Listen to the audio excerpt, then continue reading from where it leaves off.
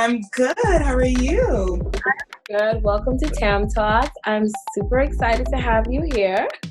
Thank you. I'm so excited to be here, and I'm really thrilled that you thought of me. So I'm glad we're doing this. I've been wanting to speak with you for a while now. Girl, from the moment I met you, I was like, yeah, I like her. So I love Thanks. it. Thanks. Ola, as you know, I'm in love with everything that you do. So I'm going to ask you first, tell us what it is that you do at Twitter. Sure. Yeah, so I work in the internal events team at Twitter, and we call it REW, which stands for Real Estate and Workplace. We have two events team at Twitter. There's the team that I'm on that's internal, and then there's the external global events marketing team that works on annual events like the South by Southwest of the world, the Cannes, the CES of the world. And my team, we focus on all events that are within Twitter. So if it's anything that has to deal with our BRGs, business resource groups like Twitter Open, Twitter Blackbirds, I'm handling all of those. If we have our VITs, like which we call our very important tweets, so celebrities and influencers on the platform, if they're ever coming into the office for an event, I handle that. If we have big sales events with maybe a sales client, maybe Pepsi or whoever, I handle all of those events within Twitter. So that is my role. I've been at Twitter for about a year and a half now. And it's the best place I've ever worked. Not even gonna lie. It's amazing. The people are great. And during my time at Twitter, I was able to assume another role as the Blackbirds recruiting chair, which has been awesome. It's just been a month that I've been in this position, or maybe even less. But it's been great because I'm handling, ways and figuring out ways to do more recruiting within Blackbirds and also do recruiting outside, making sure that we start seeing more people, more Black folks within our company and within our organization. So it's been great. It's a learning process, and I love it. Oh, that's awesome. Congratulations. Thanks. What do you think is the reason that our Black and Brown community are kind of now catching up with these leadership roles, or being in the background where they get to make the decision making? Okay. Can kind of slowed that process, or in some cases completely stopped it? Yeah, well, I mean, systemic racism. It dates back way before me and your time. Like it's going back to the fact that, there are a lot of people who may have applied for a job and just based on their names didn't get an opportunity. It's based on the fact that there's no economic wealth within the Black community because of what happened years ago, maybe starting from the Tulsa riots. Like, it really dates back years before us, and that just has a trickle effect on all of us. So when you see that you go to a company, you don't see Black leadership, obviously times have changed and they can change that. And I feel like with everything that happened recently in June and May with George Floyd, I think companies are starting to be aware that we need to do more, and thank God for that. But yeah, no, I think we've seen a lack of Black leadership because of nepotism and because of systemic racism. Like, nepotism is real. Like, nepotism is actually the reason why I started Sisters in Media, because I don't have parents that are in the industry, and they are immigrants from Nigeria. They have no relationships with anyone who's in media, TV, film, anything, communications, period. So all of my networking had to come from me and my relationships that I built in school. And after college, it was just me cold emailing people, maybe via LinkedIn. And that's how I kind of got my start. And I mean, all throughout my career, I've been seeing people get internships and job opportunities because of who they knew. And if you are a white person and you are hiring and your white daughter tells you her white best friend wants a job, you'll give it to her. And that's the cyclical effect. It is very unlikely for a white person who's in leadership to have a very close Black friend or a Black daughter. It's very unlikely. So they're not going to be hiring Black or brown people, right? And it's not them being like, I'm being exclusive to just my kind. It's just like, I'm just trying to help my people out. Guess what? When I'm in those positions, I will be doing the very same thing. I will be like, oh, my daughter's sister wants, or, my daughter, best friend is looking for a role in, Disney. Sure. Yes. I know people. I will get you that job. So yeah, nepotism is a huge reason why roles are very, not so much offered to Black and brown people, and systemic racism. But once again, I do feel like we're starting to see a slow change with leadership and people hiring Black and brown people so that they can be making the changes that we need to see within the company. And then there's another factor that I'm so happy that I'm starting to see is these companies are starting to form multicultural departments, and they're hiring, diverse people to handle that marketing campaign. And HBO, I've seen done it. They have a multicultural department. I'm seeing Universal Pictures do it. Twitter just started hiring multicultural leads within our company. So it's really nice to see that those roles are becoming departments. Like, it's a focus, and this is important when it comes to marketing, when it comes to revenue and building that. So I'm starting to see a change, and I know that if you're a moral company, if you're a good company, have great leadership, they want to see those changes as well.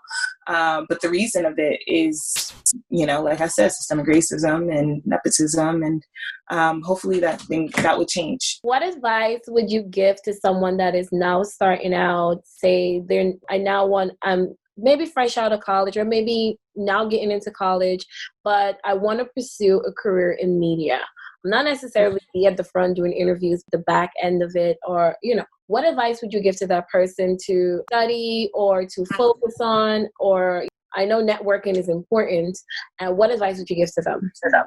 For someone who's looking to get into media, I think my advice, obviously, it's pretty basic. It's networking with the right people. If you don't know who the right person is, check on LinkedIn. Like what I did when I graduated college, or right before my graduation, is I thought of, Ola, what is your dream job?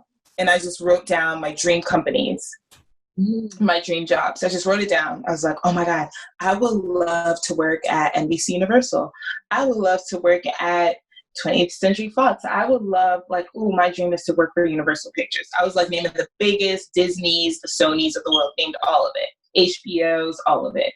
And so after I wrote it down, then I go, okay, who from Syracuse University, with my alma mater, who from Newhouse works at any of these companies? So I did a massive, intense research. I was like, okay, Syracuse University, LinkedIn, Sony. No pop-ups. Okay, next. Syracuse University, LinkedIn, Universal. One pop-up. All right, let's write that person's name down. So I did that. And then for the people who didn't go to Syracuse, and I still was looking I love to work at HBO, but nobody from Syracuse goes there or, is working there. All right, let me just reach out to a random person. And it was always me saying okay, let me reach out to a woman. Let me reach out to a Black person. Let me 10 stars if it's a Black woman. So that is my way of trying to get in. And then I would do research on, what's the email format at HBO? Figure it out and then start doing cold emails. Maybe I don't know if this is a bad idea. I think it's a good idea. I don't know if people hate when they get random emails from people, but what do you expect? What more do you want from someone who's passionate and really wants this opportunity? And my emails would be very strategic. What does the subject say? The subject needs to capture them. If they're a Syracuse alum, let's just put Syracuse in the subject. If you don't know them from nothing, how about we put inspired by your work. Like, make them feel good. Like, hype them up. Oh my God, Tanika, you are amazing. I love you. I did this. I saw this one thing that you did. I read about your campaign, and I'm a college graduate. I really, really would love to learn more from you. See, maybe we can grab coffee. Don't even say like, hey, I want a job. They know you want a job. Like, that's the only reason why you're reaching out. So my advice is be strategic, be patient, which is really, really hard. I struggle with patience till to this day. Even in my own career, I'm struggling with patience. But be patient, and you'll probably send out 80 emails and maybe 10 people will actually respond to you. Mm-hmm. But those 10 people are worth it. Like, they're worth sitting up at night and sending out those random emails. So that's advice if you really don't know anybody, you just graduated, you don't know anything. That's my advice. If you know people, it's going to be a little bit more smoother because you already have these relationships. And then another thing is, be good at your job, be good at the work, be dope, focus, and study your craft so that you can be the best at the job, so that they won't say no to you if an opportunity does come up. So that would be my advice. I love the last one. I think a lot of times people want the job, but they don't want to work hard for it. They, right. feel entitled, like, I should get it for whatever reason, but you don't want to put in the work. So that advice. Yeah. Work. Guys, put in the work. Put in the work. Put in the work. Be dope and be as creative as you can be. Think outside of the box. Like, listen, it's not a lie when they say we need to work twice as hard, because we do. Like, some people can be, if you're not Black, if you're a white person, most of the times, like, you could be mediocre. Put thought behind the work and make sure that you put the effort in there, because if you're good at your job, they're definitely going to hire you. Gotcha. I love that. And let me ask you this. Do you, companies, like whether it be major companies or not, do they go to different social platforms and kind of recruit that way to see the content that is already being created, to kind of like have a preview of what they may hire?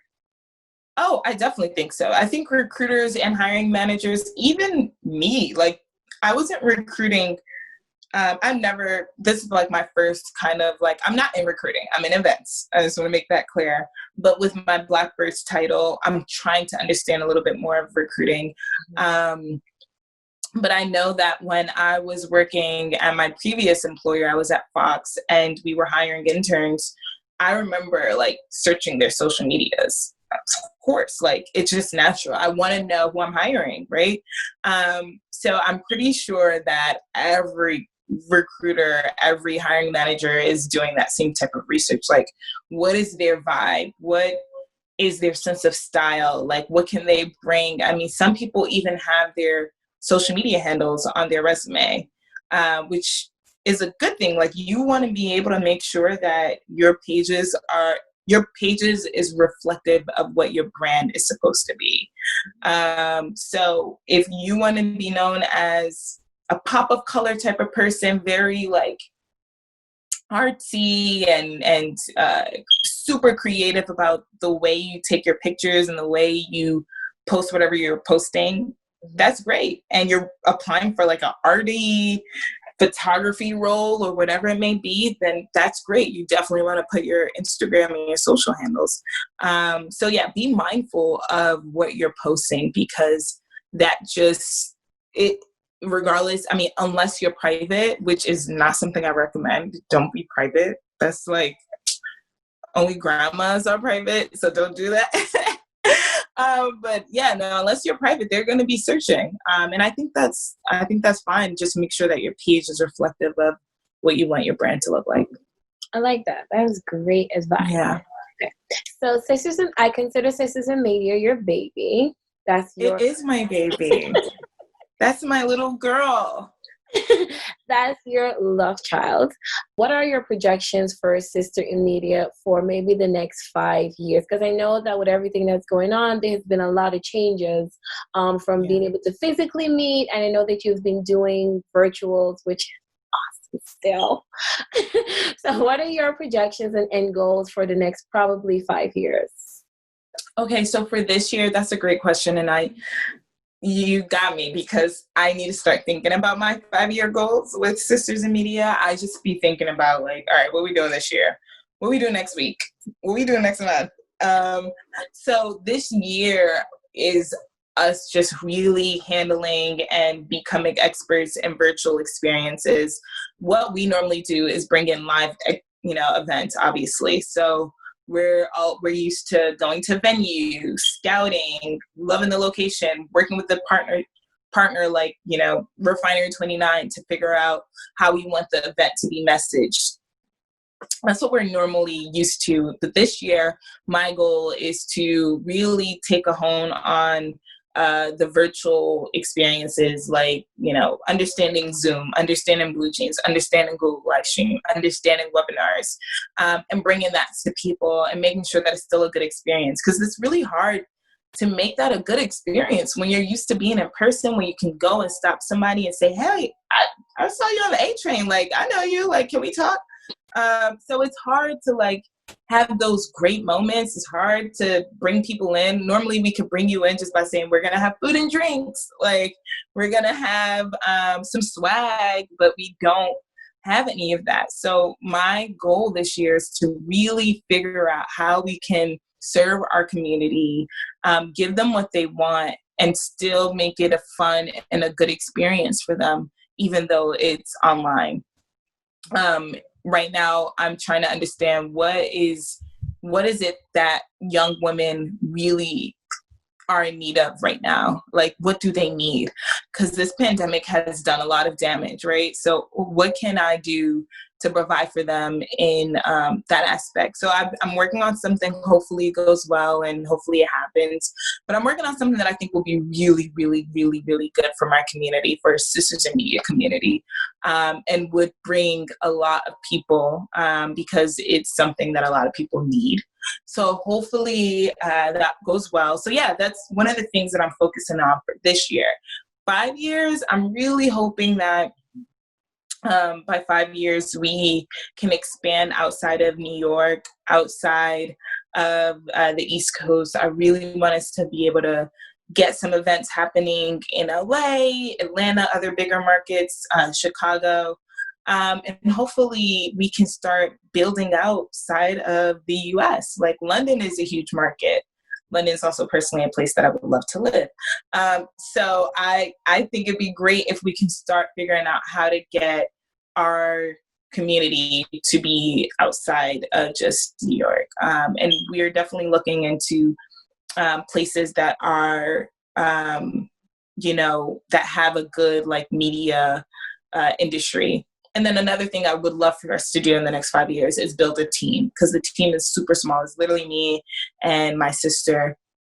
And I would love for it to be bigger. I would love to hire community events organizer, a social lead, a graphics lead. Like, I want it to be a bigger team so that we can get more work done in quicker timing. So anyone listening to this, if you're interested in working or volunteering for us, please hit me up.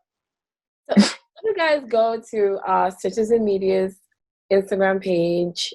You guys are going to see how amazing it is that she said it's just two of them. Yeah. And the work they do, it is just two people. It'll make you feel like everything you've been complaining about, you need to stop. And she's 5. And it's still it. I wasn't expecting you to say that. Yeah, it's just two of us. I handle all of the conversations, the management, the partnerships, all the brand, figuring out what our next events would be, and who our partners will be. And my sister handles the creative, so what the social media page should look like and what our logo is and the invites. So she does all the creative stuff. I do all the logistics and everything else. But I feel like it'd be great if we have more people on our team so that we can expand work and also like build skills for someone who's really interested in learning and getting another, job under their belt. Because I definitely put my organization in my resume, and the work that we do is legit. So I'm really proud to do it. So hopefully we can expand our team. I will send you an email. I would love to have you on my team. So you said it. Yes. It's being recorded. She said it. So prepare yourself for an email from me. Listen, I think having social media on your resume should make you really proud. Like, it's one of those things where it's worth it. And I remember saying people don't understand that it's important to get paid. Don't get me wrong. Sometimes volunteering to do things turns out to even be greater because I've learned so much through either volunteering or showing up in the events, because you want to take in, and that's when you find like a lot of times genuine, because those are the people that really want to learn, and they take in so much, and I love it. Again, companies, this is not me saying y'all shouldn't pay people. This is just me saying what I'm saying. Right, because pay Black women their worth. Everybody pay Black women their worth. Black women do so much. Brown women, all of us, women of color are putting a lot of work out there, and it just bothers me when you just see the stats of how white men and compared to Black or brown women are getting paid based on the same work. That bothers me in 2020. Like, I don't know what the exact stat is, but I think we get paid like 13 cents or 70 cents less than our counterparts. And that's just ridiculous. And we put so much work and effort. And I just did this Reporting While Black event that I think you attended. Yeah. And it's crazy how you really think about it. We're asking Black journalists to go there, report on a Black man that got murdered by the hands of cops. So we got to talk about it, talk about police brutality that's happening within our community, be professional, show and take care of our mental state. And you expect us to do all of that and be perfect at it and get the same pay as someone who doesn't have to have that baggage. I feel like Black people bring so much to the table, and they have to do it while handling so much. And that's not negating any other person's, struggle, because everybody, Black, brown, white, they all have things that they have to juggle with, in addition to their work. But I think that it's a lot for Black people. And I think that it's important that we're paying them their worth. Another thing is a part of it is some of us are too afraid. Some of us don't know our worth. Some of us don't think that we're worth it, right? I remember and this is just me being honest, getting my first job. I was like, oh my God, thank you for wanting to hire me. Thank you. Pay me whatever. It can be $10. I don't care. I'm happy to be here. I was just having this sense of gratitude. I'm just happy to be here. Didn't realize that, no, you deserve to be here, Ola, and you deserve to get paid more than what they gave you. So hopefully, we can start having that mentality as we become more experts in this world called, career and career journey, and get paid our worth. And I remember when I was listening to the lady speak in Reporting While Black, and people would ask me to MC or host events, and I would just be happy, oh, you want me? And it's how much? It's whatever you want. And people give me $50 for 3 hours of talking, or wow. And I'd be wow. Gosh, I can't believe I made money. Wow. Just be happy to be there, but that's not enough, because let's say they say no to you, or you say, no, pay me this. And they're like, well, no, never mind. They'll go to someone and actually pay that person to do it. But why can't you just pay me too? I'm doing the same work.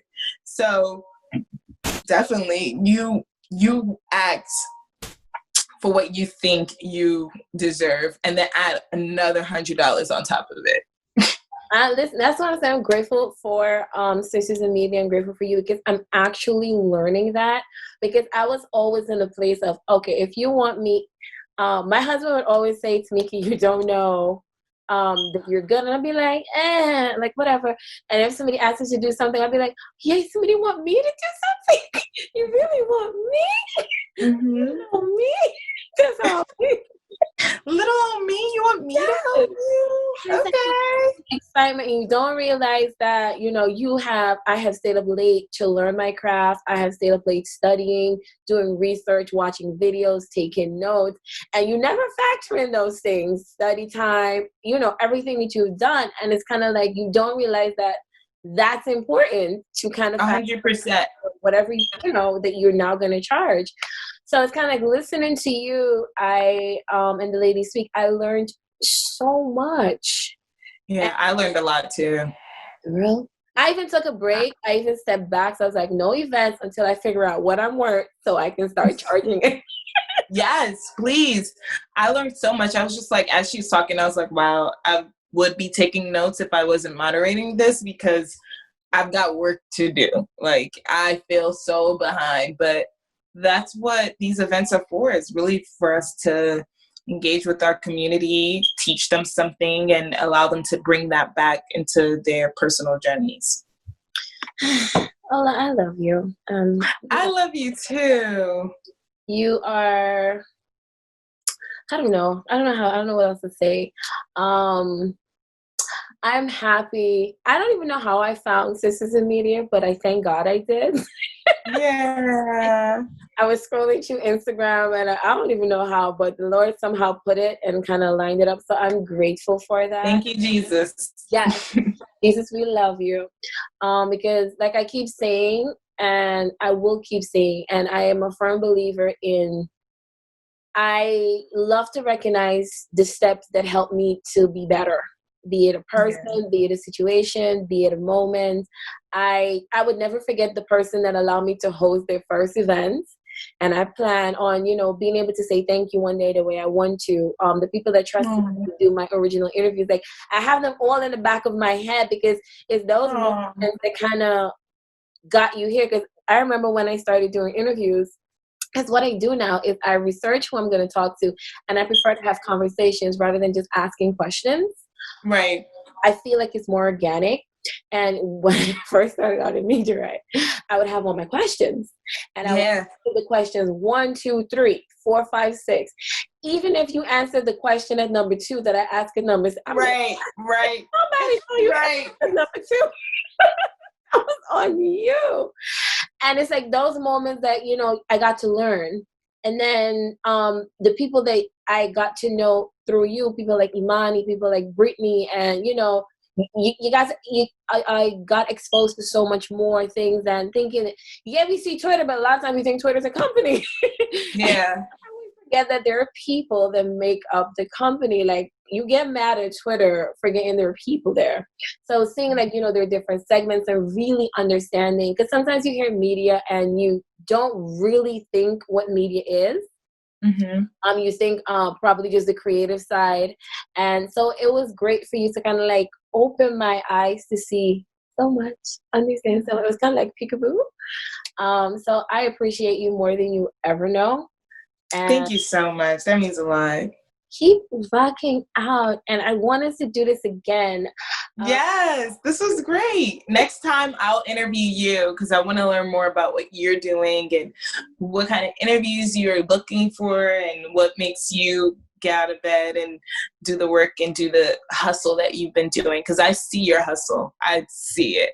So I would love to interview you and learn more about you. So definitely hit me up and let's see how we can continue helping each other and building each other and raising the bar, because it's up to us to do that, right? So anyone who's listening, do it to me too. You know, reach out to me, and hopefully I see your DM and we can talk, because I really, I'm truly passionate about this work. I care about it. I get aggravated when I don't see that it's not doing well. And it's not like literally, Sisters in Media is not going the way that I want it to, it can be me literally watching TV and being aggravated that I'm not seeing what I want to see. Like, or, going into a company and not seeing the diversity that I really would love to see at a company. So I deeply care. And I really hope that, I can connect with anyone who's watching this, and I can connect with so many more people to figure out how we can see more of you guys in the position that you deserve to be in, because you do deserve it. And this is why we're doing the work, because we need you to know that you do deserve it and you're worth it, and they need you. Like, you probably think, oh, I need them. I need this big name company. But no, they need you. And that is the purpose of Sisters in Media. So hopefully we can continue to do our good works and get the work out there, get the name out there, but also build bridges and connect the right people to each other so that they can do crazy, awesome, creative, dope, Black ass work. Follow Sisters in Media, guys. Follow. Yes. Follow. There's a wealth of information that is shared consistently, and they answer your DMs, guys. It's not like that's a big deal. Some people don't answer their DMs. They actually answer. So this is one time we're sliding into your DMs with not getting slide into it. It will be me, so you can hold me accountable. I will be answering your DMs personally, and hopefully I see them. But yes. And your events is like booked out very fast. Like by the time it's done. So. It's Jesus. That's all Jesus. Because I still be like, really? The Facebook event that you went to with Amani and Brittany and, we worked with Bumble on it. I was just like, oh my God, it's packed. And it was a 400-seat room. Like, I was just so shocked and like so grateful. I was starting at Twitter at that time. So I was like so busy, but I was like, wow, this is happening. And it was amazing. So it's literally the grace of God that allows for the right people to end up at the events. And the best thing you could ever do is come to Sisters in Media event, take something out of it, network, and then DM me saying like, hey, just wanted to let you know, I went to your event, met somebody, got hired.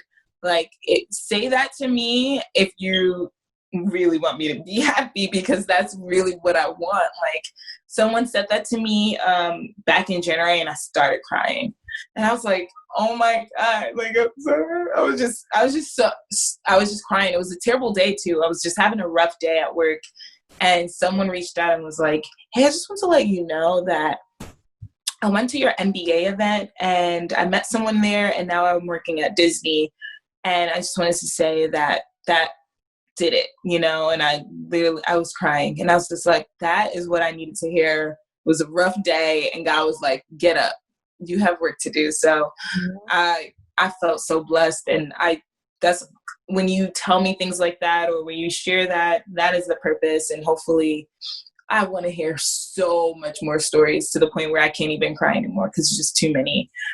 Because I want y'all to get hired, and I even want to keep getting hired. Like, I'm not where I want to be in my career. So hopefully it does something for me. Hopefully it does something for you and anyone else who's listening. Because that's our goal. Guys, I'm talking a lot. Sisters in Media, the Black women LinkedIn. That's basically what I can say. The meetup for LinkedIn, because you can, like, it's crazy. Like, you meet people, and the thing is, be respectful to everybody, because you never know who you're talking to. Mm-hmm. That's like the crazy part. You could be talking to anybody there. So it's like, nice, be respectful. I mean, you should do that in your everyday life anyhow. But it's literally, like, it's one of the few times where I went to an event and it was literally business women networking. And that's what it is. And they're doing it so professionally, so calmly. It's just an ingenious idea. Like, I love it. So I'm for it. Follow them, DM them. I'm excited to see where you're going to go, the things that you and your sister, I'm going to include her in everything, because, she's yes. on the team. She is. I hope we get to see her face some more, because she seems to like to hide. Oh, if you want to see her, you can follow her at XOXO Dio, DAYO. Her name is Dio. She's the creative director, and she's super helpful to everything that we do. And shout out to her. And if you want to interview her, I will definitely connect you too, so that she could be the next interviewee, because she's definitely a huge part of Sisters in Media and what we do. She's a little bit quieter than I am, so that's probably why you don't hear her that much. Oh, but thank you so much. I appreciate it. Thank you.